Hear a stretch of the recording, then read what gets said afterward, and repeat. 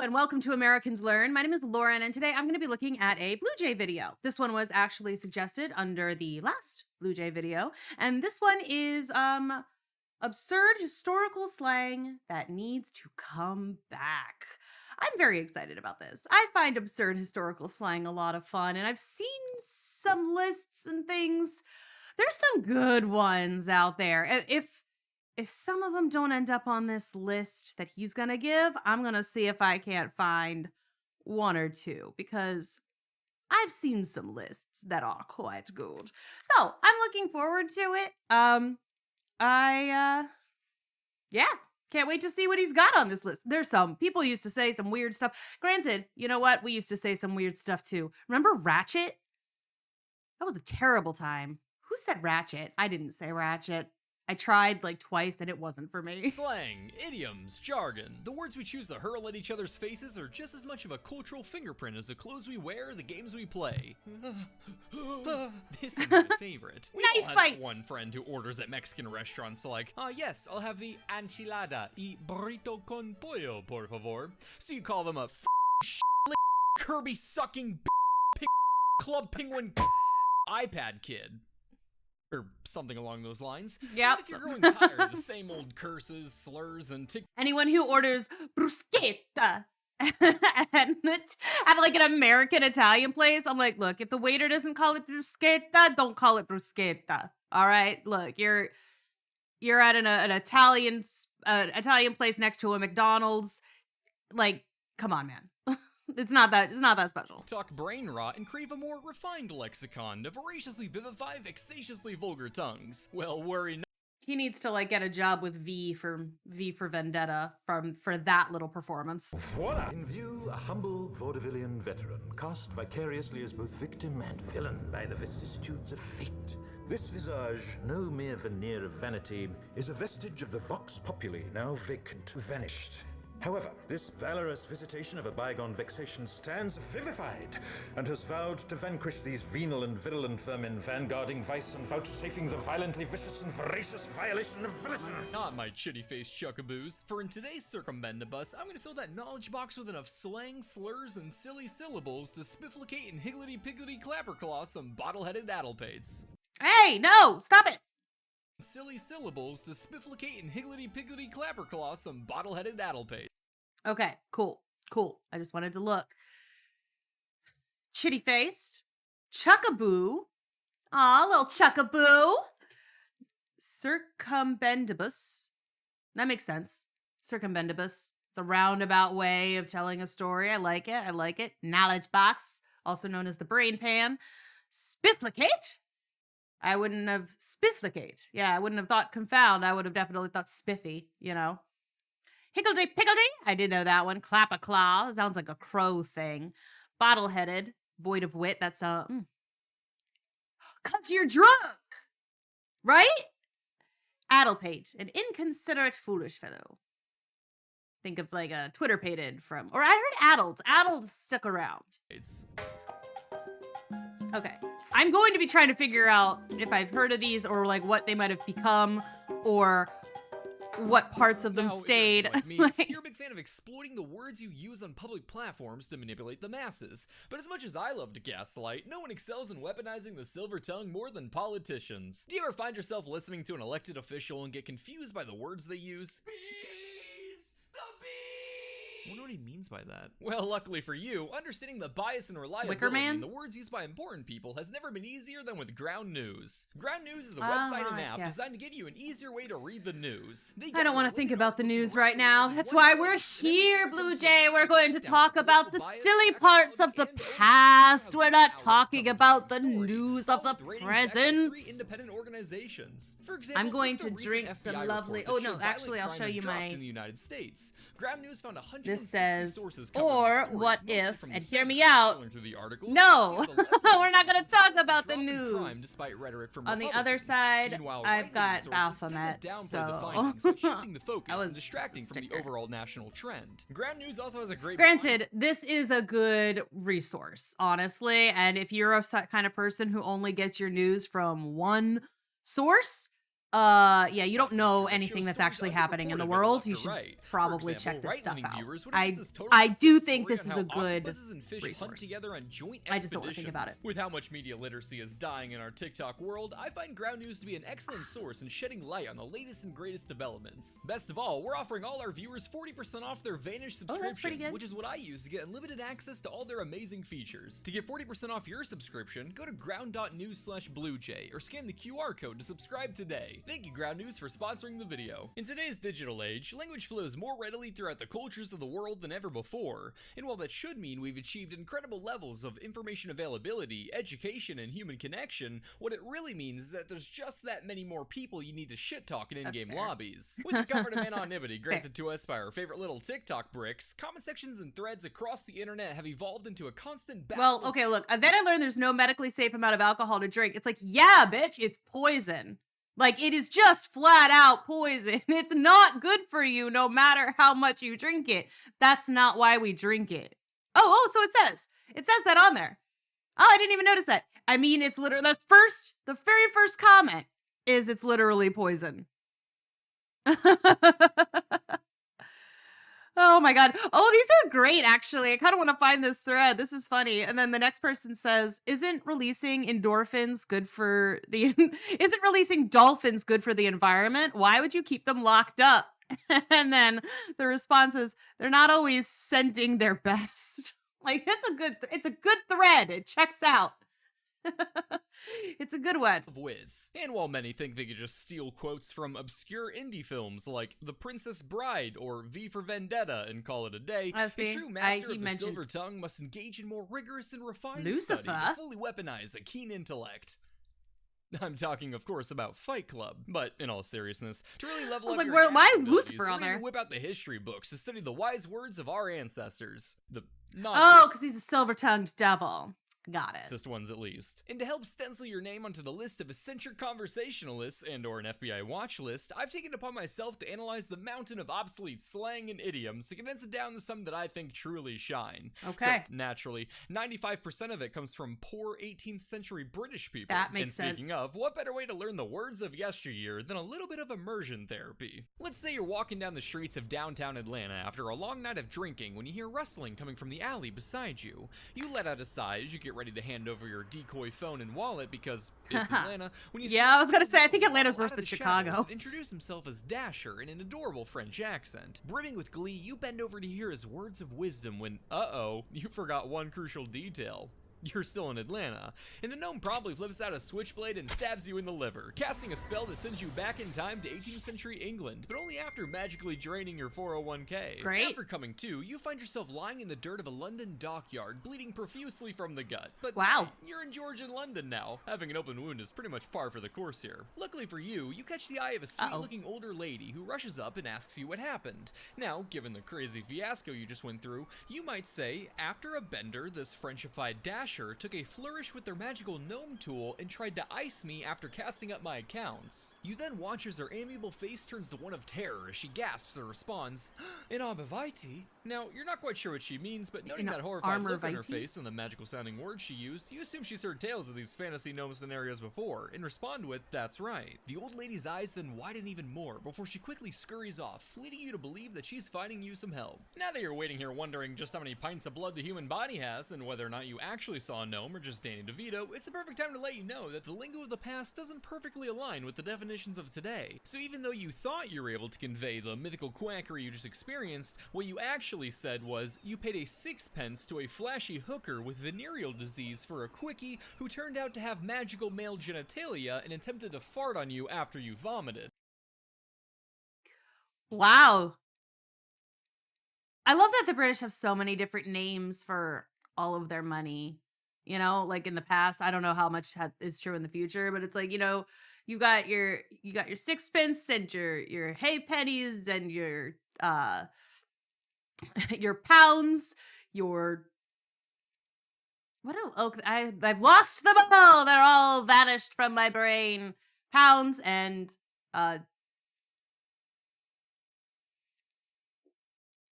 Okay, so I did go and check it out a little bit. And I was like, because there's a million, and like a quid is £1. And then I was thinking, like, but then they got the shilling and the farthing and like, oh, a half angel's one, the crowns, quarter guineas. That I knew there was one with a G. Anyway, my point being, the British have a lot of fun names for their money. And they always, I mean, like, I think they have fewer now, maybe, but I don't know, you know? I love it though. It is something that I do actually appreciate. I think it's very fun. And it's like, I mean, we've got our types of money in America, you know, dimes and quarters and whatever, which is, you know, whatever. They have the same sort of thing, but they've got like 11 pence. It's like they have a coin that's 11 pence. Why do you need a coin that's 11 pence? In the past. Anyway, irrelevant. I mean, no one would say the way that he said it, but I appreciate in this particular statement, no one would say it this way. But wow, people said some interesting things. Frenchified with the venereal disease. Sorry, man. Sorry, French. Sorry, the French flashy prostitutes have a quickie. Gross. Took a flourish with their magical gnome tool. I mean, tool mail bits, yeah. Ice. Ice meant fart. Okay, interesting. To which, in shock, the lady asked to clarify, a penis? To which you said, that's right. So you shouldn't be too surprised when you see the old lady return with a group of big, strong, angry men with sticks. This situation is what we'd refer to as an uh-oh spaghettios, or as these people would say, a cocafuego, or as your mom would say, a Tuesday night. Sobbing more tears than Kanye's PR manager, you skedaddle skedoodle before you're made a fool when you lock eyes onto a tavern and figure, hey, if you're gonna be wounded, might as well self-medicate. But before you could partake in the most classic of British pastimes, you bump into a large mustachioed man. Top of the morning, son. Now, I see what you're off to, but before you go looking for heartsease getting a hickey, how about you reach for me bag o' mystery? What's in there? Oh, I think you know, son. Come now, grab me sausage before you get clammed. Whoa, calm down there, Eddie. This adorable little Eggman doppelganger isn't soliciting a handy on the threat of death. Clammed is actually slang for starved in these parts. He just doesn't want you to go hungry. But heart's ease and getting a hickey? Merely gin and getting tipsy, Eddie. And you better get used to the alcohol slang. As being a Brit in the 1700s, free time activities were pretty much limited to either go drink or go die, with true gamers shooting for a combination of the two. Great. So what this gentleman really said was, before you go get tipsy off some gin, how about you buy a sausage? As a bag o' mystery was a rather whimsical way of how not even God knows what's we don't know what's in there. Intestine-lined sacks of flesh. I love that. In the 1850s. I'm gonna call them bags of mystery from now on. I almost never eat sausage. Very, very rarely, but I'm gonna call it a bag o' mystery next time I see it. Which I know we're currently in the 1700s, but this is my video, so you can all go eat a bag of arborvitaes. This is exactly the kind of phrase I'd like to see make a comeback today, regardless of any potential problems it might pose. Just tap that card here and your signature. Fortuitous! 2 bags of mystery, my good sirs. Ah, what the? Is this a fucking hypodermic needle? A wizard I may be, but power have I not over the workings of conjuration sausagery. Ooh, you know, they are mysteries. Sue you. Ooh, a mage always prepares runic protections from the mortal arts. What, a waiver? You son of a... Come on, Colin, let's get out of here. Colin's dead. Colin. Escaping from that Colin is having a fun day. day. As they say here in average British interaction, you finally waltz your way into the tavern with your stomach thoroughly satisfied with meats of unknown origin and also still bleeding. But as you're walking through the door, a hand snaps shut on your arm. Dang. Brimming with fear, you turn towards who you assume to be the gang of angry men having finally caught up with you, but are relieved to see it's just a mere homeless man with a wild look in his eyes. Just a little crank, good sir. If I get candy, I promise I won't shoot the cat. Ah, good old crank. Finally some street slang even a white boy like you can recognize. Well, obviously you don't want this crazy meth head to kill a cat, and it's about time you got a I think he means probably give me some money and I won't use it on a prostitute. Yes, that's what I'm guessing. I'm using a different word for pussy. I didn't mean to say that out loud. It's fine. Quest in this British fantasy land. Okay, just take it easy. Where can I get some meth around here? Uh-oh, he's looking pretty confused. Great, what did he actually say? I'm glad you asked. The term crank is a fascinating example of a word that has independently derived multiple slang definitions over the course of history, similar to how a minor fling is not only slang for a short-term casual relationship, but can also refer to Dr. Disrespect. While you and I today know crank as those funny little rocks we're pretty sure Aaron Rodgers smokes, in this time it was slang for gin and water. So what he actually said was, just a little gin and water, good sir. If I get drunk, I promise I won't throw up. Oh, this guy's not okay. a homeless tweaker, Eddie. He's just British. Alright, I'll get you some gin. I'll give you some spanks. What? He'll give you some money. God damn it. As your Well, friend, you need that because the gnomes stole all of your money, remember? And you definitely don't have money from this time period. As we've already established for far too long, they had too many different types of money back then, and you don't have any of them. Breach the entrance of the pub, you're met with quite the exquisite sight. This place is different from the modern-day American bars that you're accustomed to, where you sit down at a sticky table next to that alcoholic that keeps saying, haha, must be a hole at the bottom of my glass, before grabbing his keys,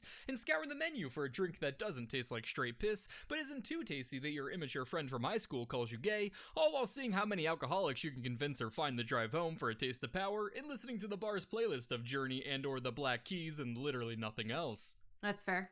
Hey, when enough of them are on the road, that's not a hazard, that's just skill-based matchmaking. Anyway, the British taverns of old were more than just a place to speedrun liver failure. They were the beating hearts of their local communities, a place for socializing, for business and political meetings. The pub was where anyone could go at the end of the day to just let go and be themselves, so long as that wasn't gay or black. The room before you is dimly lit. The floorboards creak as patrons walk beneath the low ceiling, dodging wooden beams, while the warmth from the open hearth enchants the atmosphere with a cozy ambiance. Smoke. It's within these very walls that centuries of culture have been molded, shaping the fabric of the society around you, including the very slang you're learning about today. You make your way to the bartender as a smile grows on your face, because even with all the trauma you've been through, the spell of the British pub is already starting to work its magic on you. Despite all the stress, all the hostilities, and gnomic stab wounds, you're beginning to believe that, against all odds, things just might turn out alright. Strip me naked, and the magic is gone. What are you talking about? Come on, give us a diddle. What is happening? Just 2 more slang phrases for gin. Again, lots of I gin. can't stress this enough. There really wasn't much else to do. Oh, right. To strip you nakeds? You'll do what to me now? Wrong pronoun, wrong pronoun. Strip me nakeds. To go, please? Sure, coming right up. Oh, and be careful now. You're sitting right next to an admiral of the narrow seas. Oh, thank you for your service.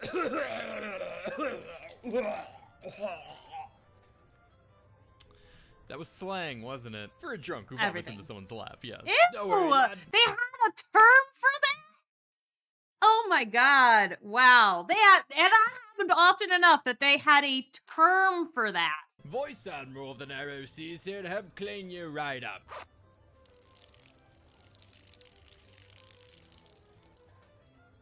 What's so funny? It's just, I'm happy you're learning. I just feel like I'm being tortured. Oh, yes. But also anyway, that, a Vice Admiral. you are in, oh my god, a drunken man who pees under the table into his companion's shoes. They had a term for that too?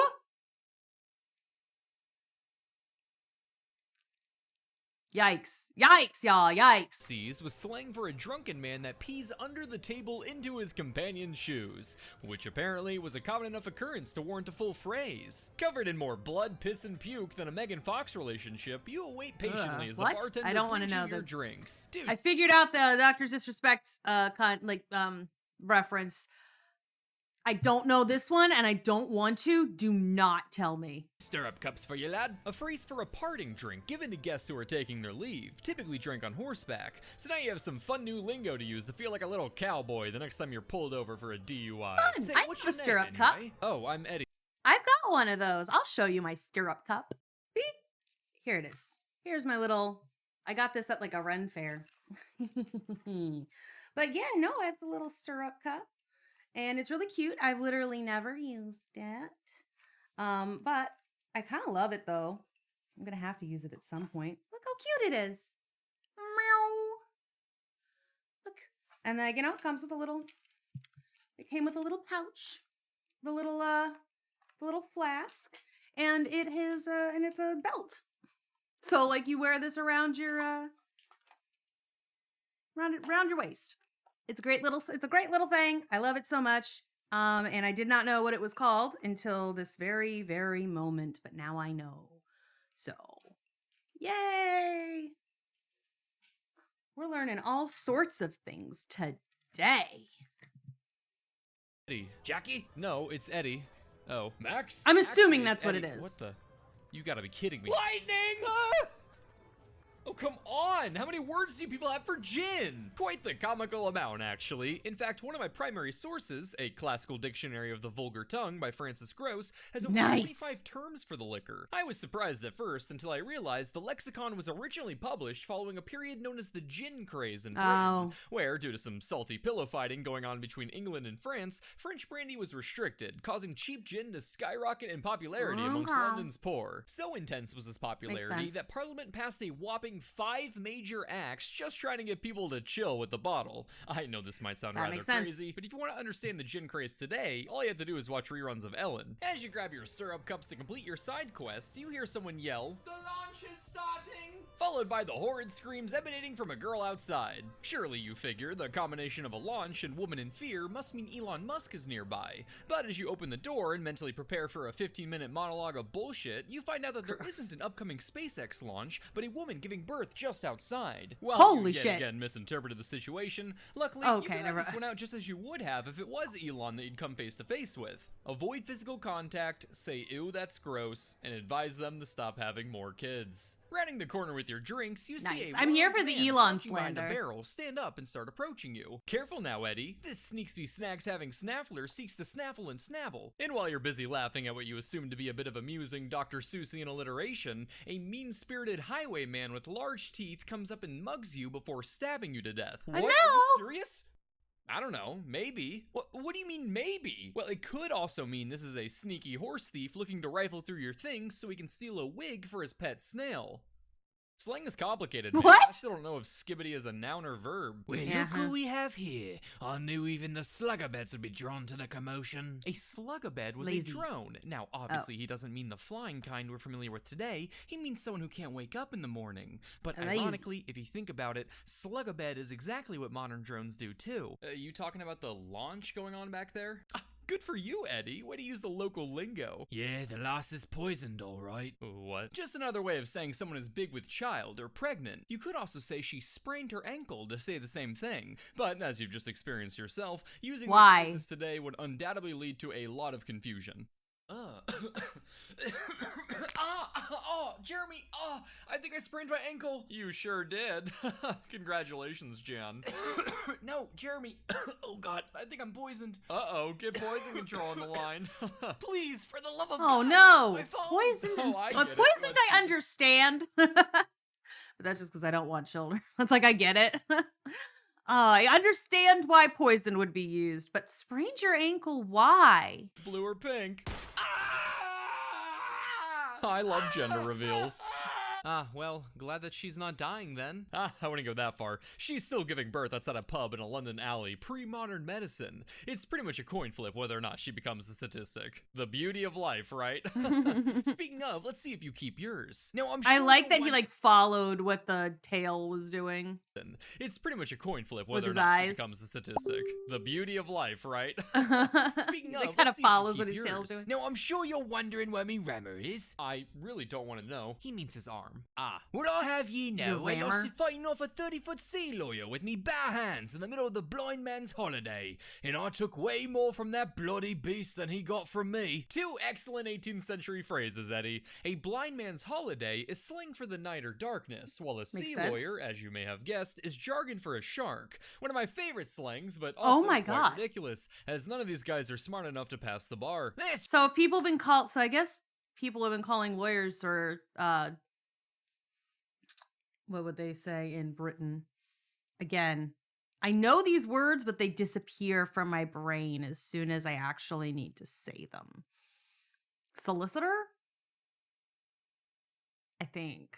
Anyway, they've been calling lawyers sharks for a long time, apparently. That's right. So don't mess with me, son. I'm a bottom. Lawyer. I really didn't need to know that. Not what you're thinking, Eddie. Amongst bruisers, a bottom is a hardy fellow who can take a good beating. So I guess in a way, it is what you're thinking. All right, Yeah, a little bit. What do you want? I'll be a sneaksby snacks having snaffler. Yeah, I got that part. So which is it? Are you killing me or looking for a snail wig? Preferably a nice powdered one with the little What ponytail. did you I don't have any wigs. Oh. Well, we'll be taking your shoes then. Fine. And do you have any tape? What, was that even invented? Surviving that snaffler encounter, you continue your journey to deliver your gin as you acquire yet more open wounds from shards of glass in your newly barefoot grippers. But not to worry, these cobblestones are covered in piss that's at least 20% ethanol, so the only thing you're going to be infected with is shame. As you finally approach him, the wild-eyed alcoholic shoots to his feet, shaking more than an angry dad. I forgot that we were getting the gin to go for this guy. I forgot about that. Parkinson's. Bloody hell. You really milked the pigeon with this one. I assure you I did no such thing. I To mugged milk the pigeon just means to endeavor at impossibilities. Nice. He's saying you really pulled off something challenging. Oh. Honestly, all of these little these slang terms do remind me of a joke that they made in Twisted about like the colorful phrases in the marketplace, and I do wonder if any part of that crew knew any of this. Like, that could be very fun to find out. You have it then? I had to slit a few throats, but I got it. Wait, what? You slit people's throats? I didn't tell you to kill anyone. This is awful. Jafar, no, that is just an expression. What? Yeah, means I got a killer deal at the marketplace. Colorful expressions in the marketplace these days. I would just be curious. Yeah, really had to slurp the pigeon milk to get this. Not really the way it's used, but I like the spirit. You're a bit of a clunch. I like that. Listen, Colt, what say you and me go around back and suck the monkey till we're shitting through our teeth? Whoa, alright buddy, I knew people were weird, but this is getting like VR chat weird. Fret not, Eddie. Remember the rule of thumb when talking to the English. It's always When in gin. doubt, they're talking about alcohol. To suck the monkey was actually the practice of secretly sucking liquor out of a cask or barrel with a straw, an activity so comically stupid that calling it something you could mistake for a Zootopia fanfic was considered appropriate. Oh my And while God. the Brits may have reached Looney Tunes levels of alcoholic wackiness, the same couldn't be said for their bodily resilience, as newspapers reported numerous cases of people dying from this stunt. I would say that'd be a hilarious thing to see written on a tombstone, but anyone slurping an Sure, he knew the meaning of sucking the 8,747 monkey. ounce A big mutton gulp bone of was- ethanol probably doesn't have the kind of support structure that'd care about a proper burial. Dang. So, Eddie, what this guy actually said was, "You're a bit of an awkward fellow. Listen, man, how about we both go suck liquor from caskets with straws until we puke out of our mouths?" I think I'll actually pass this time. No Yeah. worries. How about we go fist the cow instead? Great, what's this? Chug cow milk mixed with gin or something? Oh no, that's not an idiom. Adding yet another tally to your daily trauma quota, you barge back into the pub not only to get clear of that frig pig, but to get clear yourself. And as luck would have Very it, you clear. spot a woman Let's go. holding an Let's extra get pair of trashed. men's shoes, undoubtedly taken off the feet of a womblety-cropped Nick Ninny. As cool as hobbits are, it's probably best to get them paws covered, so you approach the lass to explain your situation. "Hello, miss. How do you do?" Another master of the wardrobe, are we? "Oh, you're far too kind." No, she's not, Eddie. That wasn't a compliment. Come on, you're literally covered in puke. A master of the wardrobe was someone so desperate for a drink that they pawned their own clothes. Oh to pay for my. it. Oh, no. You see, I needed to bring some lightning to this drunkard outside, and after getting caught up in a launch and a run-in with a snaffler, You really have tongue enough for 2 sets of teeth, don't you? before you compliment You her talk a sick, lot. nasty alien reference, she's actually using a phrase for a talkative person. Essentially saying one Figured set that of one. chompers isn't enough for someone who yaps as much as you do. A feeling I'm sure many of us can relate to. Hey, this is my friend Keith. But I be mean, I've careful, turned he's this tongue up for 20-minute 2 video sets of into teeth. its Oh, is that like some so kind of long. idiom? Tongue could also Yuck. be used in a quirky response to someone asking how old you were. "Hey, this is my friend Kevin here. He's the senior manager at my hedge fund." "Oh, nice to meet you. That's really impressive. How old are you?" "As old as my tongue and a little older than my teeth." What does that even mean? I get it. The Ew. plethora I of hate that phrases to phrase. describe a talkative person. For I've example, heard that you phrase. also had the term prattle basket. Just a random basket. So essentially, Stop. at the end of the day, Eddie, this lady is asking you to wrap it up. Right, I was just hoping to take your kicks. Uh-oh. While you've been doing your best to adapt to the contemporary slang, you inadvertently injected some of your modern tongue as well. So you didn't actually ask her for her extra pair of shoes, you asked the lady for her breeches. Oi, I'll give you She might not have been wearing. Gah! Oh, hey, what do you know? He's just talking about gin. You're not mad? Gods no. Every bloke in town's had a wild night with that one. She's one of my cousins. Psst, that's just slang for harlot or prostitute, so she's not literally his cousin. Good to know. I think. I mean, the phrase had to start somehow. Well, thanks, but do you guys drink anything other than gin? I mean, I feel like that kind of phrase gets started because you're trying, like, someone's about to get arrested and you're trying to, like, stop her from getting arrested, or you have to pay a fine and she's gonna get arrested because it's illegal. So it's like, no, officer, all kosher here. She's just one of my cousins. We're weird that way. Like, Why, it's rather rum. While you start to get excited at the prospect of finally another alcohol, around this time, rum was actually also slang for something fine, good, or valuable. And it did a lot of Nice. heavy lifting amongst the wretched British population, as it served as an adjective to form additional slang phrases. For example, good. you had a rum nab, which was a good hat, or rum duke, meaning handsome chap. Make it rum bluffer to say jolly host, or rum bung for a full tote. A rum bugger was a valuable mutt. I've and heard of rum prancer, bugger. a fine horse to strut. Why A rum don't- I don't doxy know was why a I've heard fine that. wench. Rum fuddle, a good drink to quench. Rum peepers were good looking glasses, and a rum problem is what you have. Finishing your kick in the guts, you head to the bartender to freshen up your glass. You make a rum fuddle, my good man. I'll take another crank. Oh, you're pissing down me back. Another crank coming right up. I'm really hoping that just means I flattered him. Right on the money, Eddie. Nice. I'm getting the hang of this. There you go. Careful when quack swagging being off and off. I hate the British. Starting to feel a little wobble in your knees, not only from the amount of alcohol in your blood, but from the increasing lack thereof it, you decide to look around to mingle with some of the local patrons to fully immerse in the pub culture. You're beginning to get a little chilly because, again, you've pretty much got the blood pressure of a quacking cheat by now, so you head on over to a group of men near the open hearth. He told me yes over some scandal broth that while we went here to soak, he'd join us after some snaffling. You figure you just might know who they're talking about, but first, let's add some context. Okay. Yes is just a contraction of the word yesterday, a must-use for any conversational minimalists out there. Yeah. But be careful contracting too much, because let's say you went to work after being sick with the cold the day before and someone asked you what happened, responding with yes infection could land you an HR meeting. Scandal broth, along with prattle broth, chatter broth, and cat, you guessed it, lap, are all different ways to say tea, getting its definition from it being the beverage of choice for women who like to sit around gossiping, or as Fair. we would say today, spilling the tea. To soak was yet another phrase for the great British pastime. However, again, I would express caution using this one today, for asking people to soak with you could land you in hot water depending on their cultural background, particularly when it comes to Mormons. I think I might have run into that guy you're talking about. The group of men turn towards you as you make yourself known, and the gentleman who spoke previously responds, "Did you now? The one ram a toad eater himself?" Toad eater? What does that mean? Exactly what it sounds like, Eddie. A toad eater was someone who was paid to eat live toads and was a must-see attraction at any Georgian-era fair. Okay, you know what? I was gonna say what the fuck, but also that feels like people would still watch that happen on TikTok. The idea was that since people believed toads to be poisonous, a mischievous charlatan could miraculously cure them in order to sell their snake oil medicine. And now, to prove the curative properties of my phantasmal medicine, Johnny here will swallow a live toad. Okay. So I love that. So that does definitely indicate that there were quite a few number of people who did know that toads weren't poisonous, just, you know, gross. Well, some, you know, the poison frogs, whatever, toads in general. So some people knew. The snake oil salesman knew. Ugh, I wouldn't want to eat that though. I know an old woman who swallowed a toad.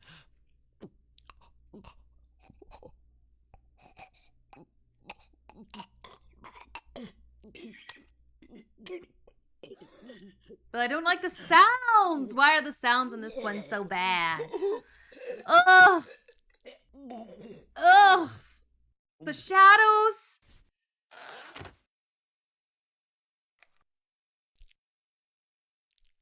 That's for my wife, you son of a bitch.